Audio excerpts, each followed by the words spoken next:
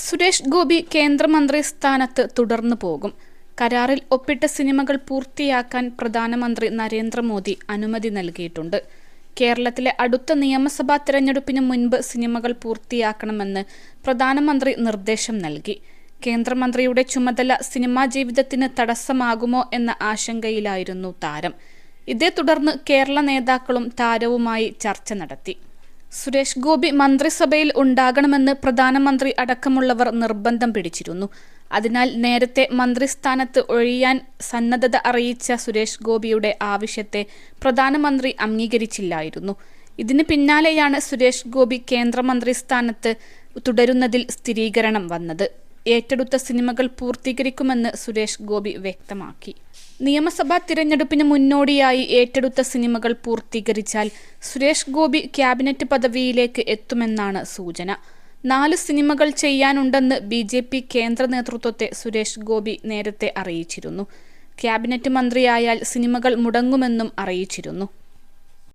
+2 degree കഴിഞ്ഞവർക്ക് world's first AR/VR class റൂമിലൂടെ smart phone engineer ആവാം. കൂടുതൽ അറിയാൻ വിളിക്കൂ ബ്രിഡ്കോ. സിനിമാ തിരക്കുകൾ പറഞ്ഞിട്ടും സുരേഷ് ഗോപിയെ വിടാൻ നരേന്ദ്രമോദി തയ്യാറായില്ല.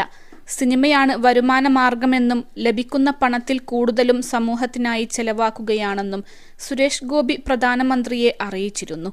നിലവിൽ 4 സിനിമകൾക്ക് അദ്ദേഹം സമ്മതം പറഞ്ഞിട്ടുണ്ടെന്നാണ് റിപ്പോർട്ട്. നിയമസഭാ തെരഞ്ഞെടുപ്പിൽ ഇത് BJPക്ക് ഗുണകരമാകുമെന്ന വിലയിരുത്തലുമുണ്ട്. 4 സിനിമകളാണ് നിലവിൽ സുരേഷ് ഗോപി ഏറ്റിരിക്കുന്നതെന്നാണ് വിവരം. മമ്മൂട്ടി കമ്പനി നിർമ്മിക്കുന്ന സിനിമയാണ് ഇതിൽ ആദ്യം.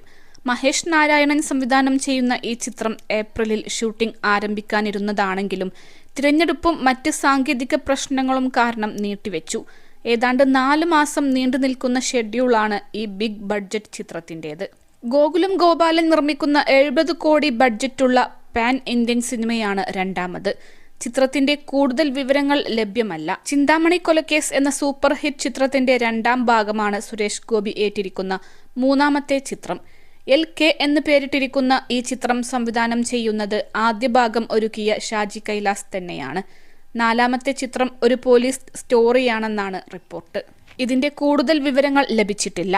സഹമന്ത്രി സ്ഥാനം ലഭിച്ചതിൽ സുരേഷ് ഗോപിക്ക് അതൃപ്തിയുണ്ടെന്നായിരുന്നു നേരത്തെ പുറത്തുവന്ന വിവരം. ഇതേ തുടർന്ന് അദ്ദേഹം മന്ത്രിസ്ഥാനം ഒഴിയാൻ ശ്രമം നടത്തുന്നതായും റിപ്പോർട്ടുണ്ടായിരുന്നു. എന്നാൽ ഇത് തള്ളി സുരേഷ് ഗോപി തന്നെ രംഗത്തെത്തിയിരുന്നു. കേന്ദ്രമന്ത്രിസഭയിൽ നിന്ന് രാജിവെക്കുന്നത് തന്റെ അജണ്ടയിലെ ഇല്ലെന്നായിരുന്നു സുരേഷ് ഗോപിയുടെ പ്രതികരണം. വരുന്ന 3 മാസത്തിനുള്ളിൽ കേരളത്തിന്റെ വികസനത്തിനുള്ള രൂപരേഖ തയ്യാറാക്കി കേന്ദ്ര സർക്കാരിന് നൽകുമെന്നും അദ്ദേഹം ഒരു സ്വകാര്യ ചാനലിനോട് പ്രതികരിച്ചു. പുറത്തുവരുന്ന വാർത്തകൾ ശരിയല്ല. MP എന്ന നിലയിൽ പ്രവർത്തനങ്ങൾ തുടരും. കേരളത്തിന്റെ വികസനവുമായി ബന്ധപ്പെട്ട രൂപരേഖ തയ്യാറാക്കി കേന്ദ്ര സർക്കാരിന് നൽകും. സിനിമ എന്റെ പാഷനാണെന്ന് പ്രധാനമന്ത്രിക്കും അറിയാവുന്ന കാര്യമാണ്. കുറച്ച് സിനിമകൾ ചെയ്ത് പൂർത്തിയാക്കേണ്ടതുണ്ട്.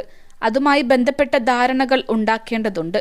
അതല്ലാതെ രാജിവെക്കുന്നത് അജണ്ടയിലേ ഇല്ല, സുരേഷ് ഗോപി പറഞ്ഞു. അൽസലാമ ഐ ഹോസ്പിറ്റൽ 21 ലക്ഷത്തോളം സന്തുഷ്ടരായ ഉപഭോക്താക്കളും 2 ലക്ഷത്തോളം തിമിര ശസ്ത്രക്രിയകളും പൂർത്തിയാക്കിയ മലബാറിലെ ഏക കണ്ണാശുപത്രി. ലോകോത്തര നിലവാരമുള്ള ചികിത്സാ സംവിധാനങ്ങൾ, എല്ലാ നേത്രരോഗ ചികിത്സാ സൗകര്യങ്ങളും വിദഗ്ധരായ ഡോക്ടർമാരുടെ മേൽനോട്ടത്തിൽ. Al Salama eye hospital, hospital road, Perinthalmanna.